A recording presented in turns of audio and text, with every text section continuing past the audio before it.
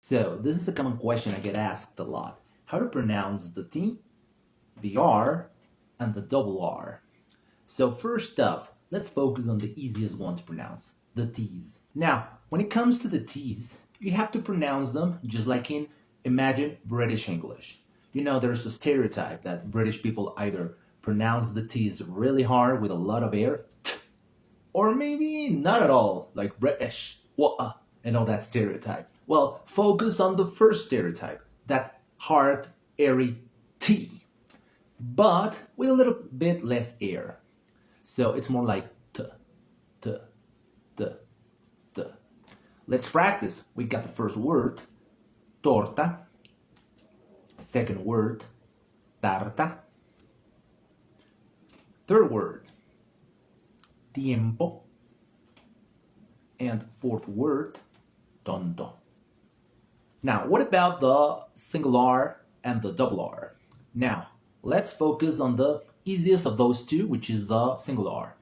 Most of the time, you're going to see any R by itself is going to be this sound. What sound? How can you find it in your mouth? How can you do it? So, here's a very easy tip. You know how British people pronounce the word bottle, ladder, or paddle differently from American people? Bottle, ladder, paddle. Now focus on the American pronunciation of those D's and T's. Bottle, paddle, ladder. Now let's go even further. For example, think about the word automatic, automatic, automatic, automatic. Can you hear that? For the T's, that's the sound you want to achieve for single R's in Spanish. So let's practice. First off, let's start with the words where the R can be found in between some other letters, not at the end, not at the beginning. So let's start, for example, we got the word para,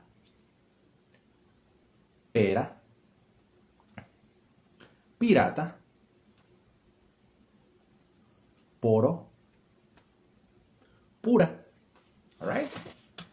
Now, when it comes to the end of the word, it can be like that, but it can take some time. For example, most verbs end with a single R, like estar, salir.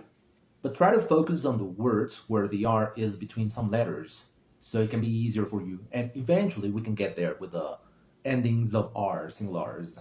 Now, for the final tip when it comes to double R's, this is the trickiest one. This is the hardest one, to be honest. Because with these letters, what you have to do is like, you have to roll, as they call it, a couple of more times. So instead of going, for example, for the word, let's say, para, which is, again, think about as an American T, P-A-T-A, imagine an American pronouncing it, para, or more like para or something, para. Think about stretching that R a little bit, rolling it a little bit more. If you're approaching that sound, you're on the right track. If it sounds a little bit different from the single R's, and it's not quite there yet, you're still on the right track. Now let's try it. Instead of párroco, let's try párroco. Párroco. Instead of pero, let's try perro, perro. Instead of pirón, let's try pirrón, pirrón. Instead of pora, let's try porra, porra. And finally, instead of purella, let's try purrella, purrella.